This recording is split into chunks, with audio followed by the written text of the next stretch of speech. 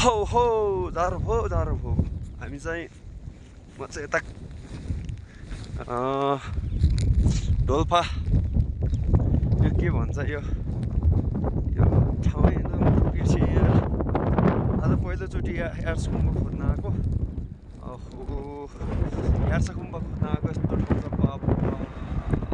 माथितिर हेर न, माथितिर झन् के बाबाले त यार्सकुम्ब खोज्ने ठाउँ होइन।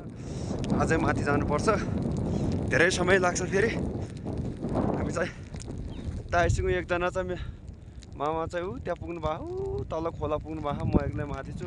तर छन् त अरू पनि माथितिर मान्छेहरू छ। टाइम पनि हामी अब टाइम भेट्न लाग्यो हो।